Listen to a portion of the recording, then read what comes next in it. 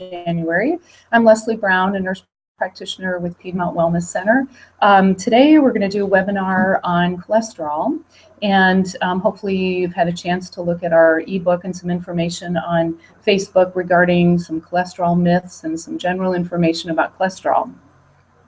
And I thought what I would cover today is a couple of topics here on what is cholesterol, why do we need it,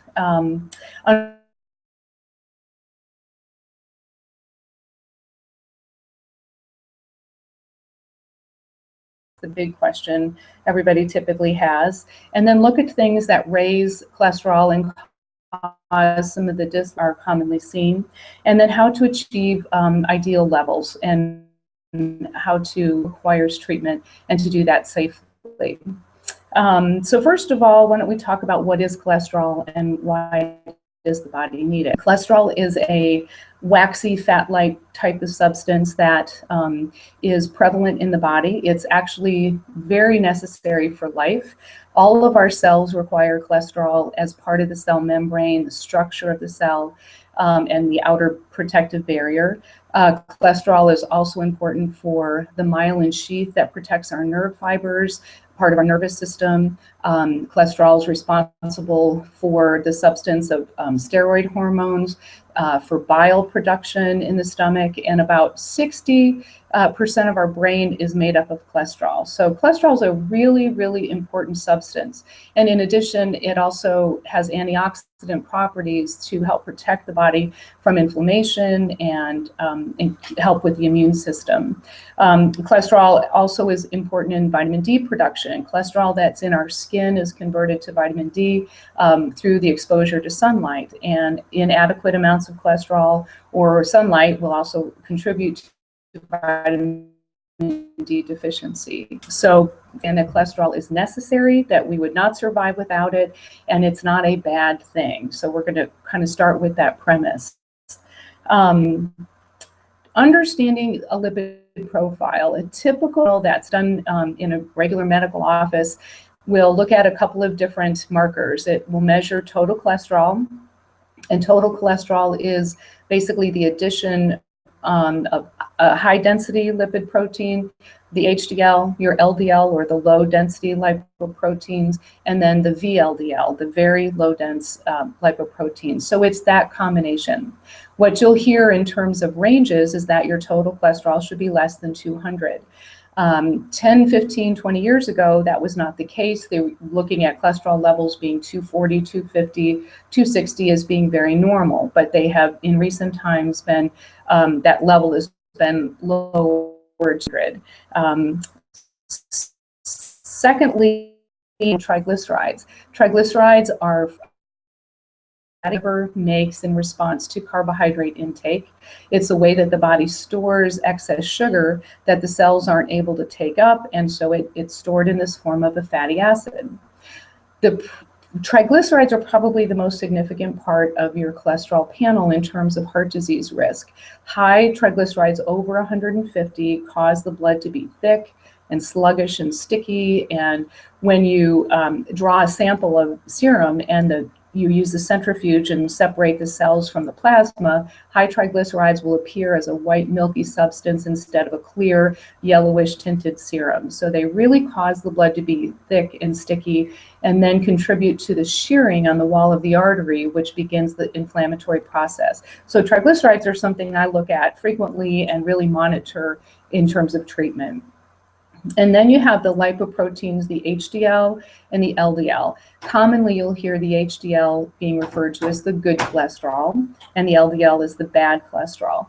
The truth is really that they're not cholesterol per se, they're protein molecules, they're carrier molecules that transport triglycerides and nutrients. And the HDL has a protective mechanism. What you need to understand about the LDL is that there are various types of LDL particles. There are small, dense, varying up to larger and fluffy molecules. And on a typical panel, you'll see the combination of all of those. You won't see them broken down into size and particle number. So we'll talk about what is a better way to test those numbers. So that's your basic lipid profile. Typically, standard practice will recommend treatment, and that's typically treatment with medication with a total cholesterol over 200 or an LDL total over 100. And again, that's not quite accurate in terms of the most proper treatment, so we'll come back to that. So let's talk about the question, does cholesterol or elevated cholesterol cause heart disease? The answer is typically yes and no. Total cholesterol is not a good indicator of your risk for heart disease. In fact, in women, higher cholesterols in the range of 220 to 240 are actually very protective. In the studies they've done, women live longer and healthier with higher cholesterol levels. So that's one thing to note, that no, just being over 200 is not a disease risk. What does contribute to the development of heart disease are elevated triglycerides and elevated small, dense LDL particles. But typically what the main cause we understand now with heart disease is inflammation. And that happens from numerous sources, from elevated blood sugar, from high inflammatory markers, bacteria and viruses that contribute to the inflammation in the arterial wall. And the body's response to inflammation is to increase cholesterol production and then to mobilize some of the LDL particles to the site where there's inflammation to actually start a healing process. So it's a little bit misunderstood in terms of what is the cause. The old idea that cholesterol made the blood thick and it just got clogged and stuck is not quite accurate at all. The cholesterol is put to the area where there's damage in a repair mechanism, essentially. So when you look at a cholesterol panel, it's looking at your risk factors, risk markers, and that includes looking at inflammatory markers like sedimentation rate or C-reactive protein, which is very specific to the risk of heart disease.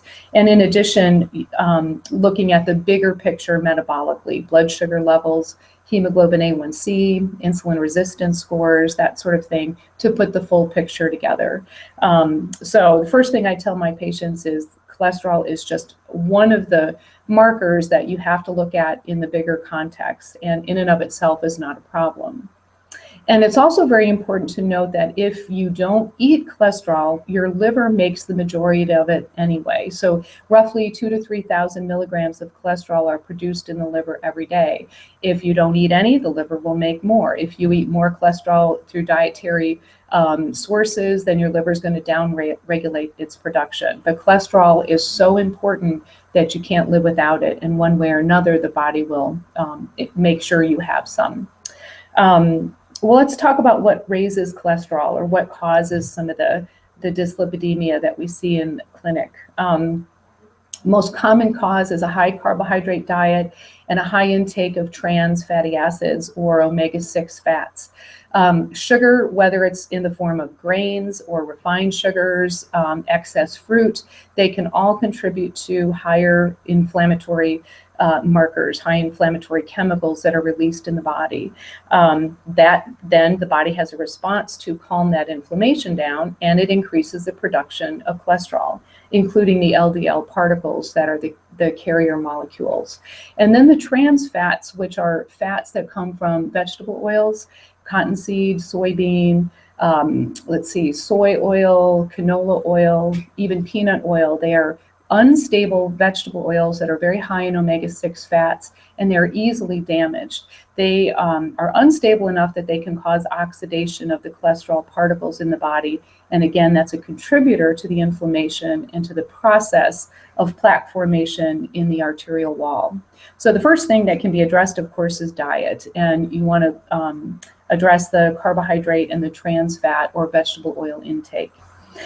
Secondly, looking at thyroid function. Low thyroid function or downregulated thyroid receptors in the feedback can be an indirect indicator that of high cholesterol, or high cholesterol can be elevated in response to low thyroid function. So that's always something that I look at, particularly hand in hand. If I see low thyroid function, it's usually associated with higher cholesterol levels, and a high cholesterol can point to need for further investigation in the thyroid. So that's also a connection there.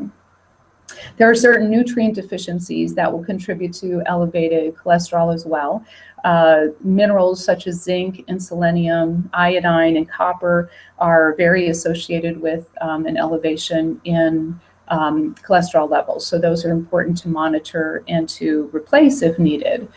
And then there's an effect of stress, chronic stress, poor sleep, external stress that goes on chronically. The body has to cope with that, and it copes with the added inflammation, again, by increasing production of cholesterol. Chronic infection, whether it's bacterial, viral, or even exposure to molds, will also have an associated increase in cholesterol. So that's something to note if that's not been investigated, to look further for any chronic type of infection or gut dysbiosis, where the bacterial balance in the intestinal lining is off. And then hormones, different hormone imbalances can affect cholesterol levels. Pregnancy causes a rise in cholesterol because of so that's a normal increase in the production of cholesterol. Synthetic birth control pills can also raise cholesterol as a side effect because of how that synthetic hormone is metabolized in the liver. So that's more of a negative effect of that type of hormone therapy. And then there are natural changes, particularly in women's menstrual cycles, that following ovulation, that you'll see a natural rise in cholesterol. So there's a natural ebb and flow in that, not considered a disease process. And then what people are surprised to hear is that weight loss, significant weight loss, also transiently elevates your cholesterol levels.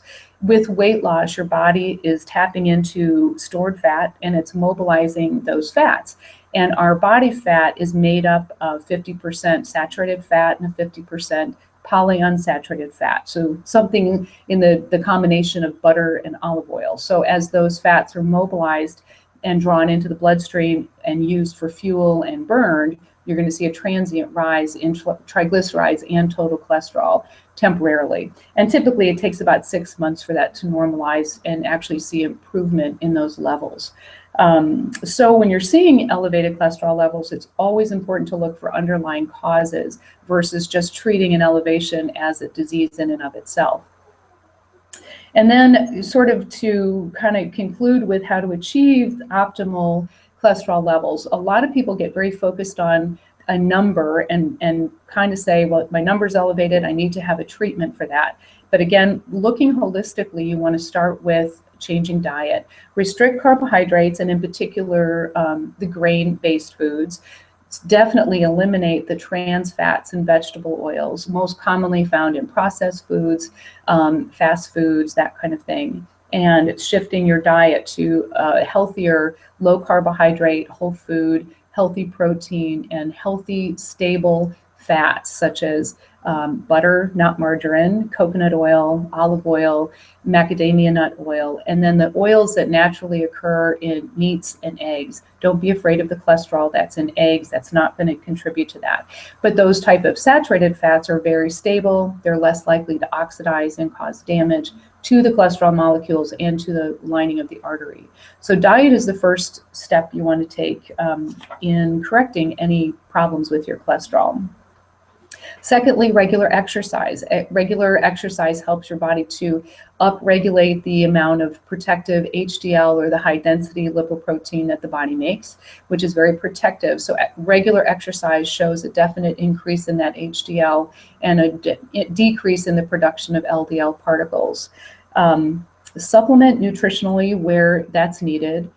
Particularly multivitamin and mineral supplements that have adequate amounts of the micronutrients, the things like copper and selenium, iodine, and also magnesium, and some additional supplements that help to normalize cholesterol by the means of decreasing inflammation are fish oil. The EPA and the DHA are the omega-3 fats that counterbalance all of the inflammation.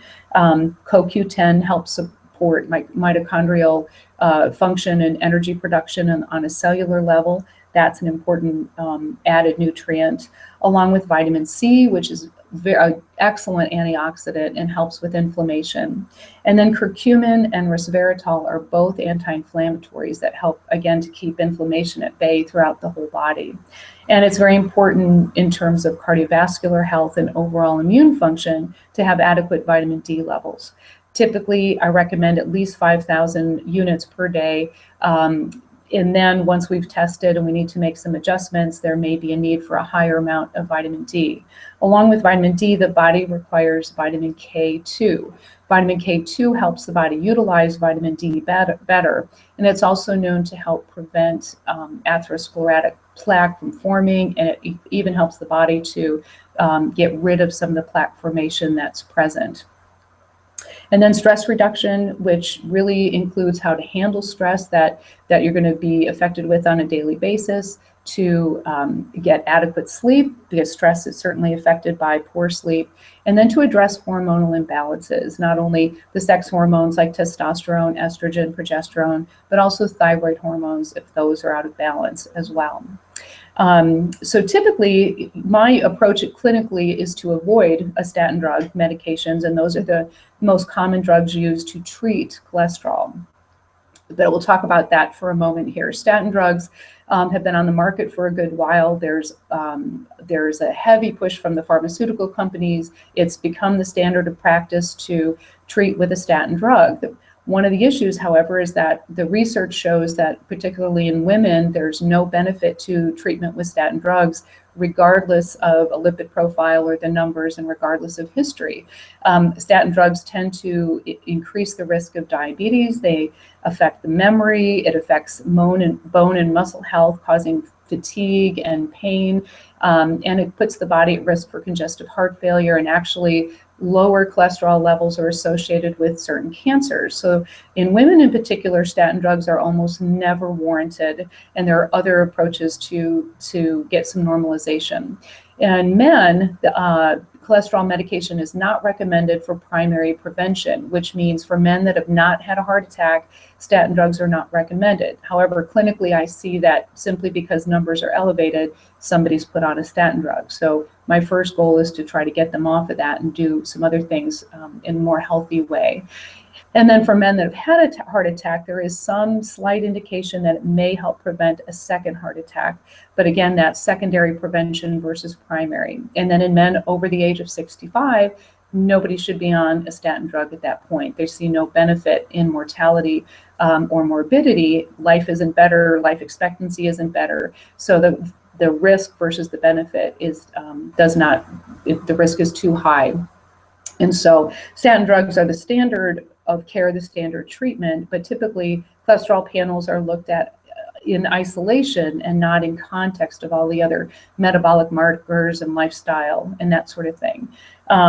There is a rare condition of familial hypercholesterolemia, not common, fortunately, and we're not going to go into that, but that may require statin therapy in some people, but that is not a common situation. And so commonly people shouldn't have to be on statin drugs. So let's see here. So if you have concerns about your cholesterol as being one piece of an overall picture for your health, and you want to have that further investigated, we would be glad to see you here at our clinic. We don't do the typical cholesterol panel. We use a panel called an NMR lipo profile. And what that is essentially is an MRI of the blood. It counts and measures particle size, particle number. It gives us a much, much better indicator of what's going on with the cholesterol panel. Where a normal cholesterol panel may look abnormal, the NMR can show that the number of particle size, what pattern the LDL particles are showing, and it's a good predictor of the risk of diabetes, showing what's called an insulin resistance score. So that's the panel that we use commonly, and typically don't bother to do the normal cholesterol panel because it's just not as helpful. If there are any questions, I'd be glad to field any questions. I think somebody had submitted a question about supplements, and hopefully we address that. But I want everyone to get away from the idea that because there's an abnormal number that it requires a specific treatment. Think of it from a much more holistic point of view and realize that cholesterol is an absolutely necessary substance for the body and very integral in your immune function and hormone balance, nerve function, brain function, etc. So it's not something to be fearful of. It's not something to avoid, but it's to look at in context of your overall health. And if you have any questions, please submit them now if you'd like to. Otherwise, you can certainly ask questions on our Facebook page. Please see our website at PiedmontWellnessCenters.com. You can call the office and schedule a 10-minute free consultation if you have further questions, and we'd be glad to help you in any way we can. Thank you.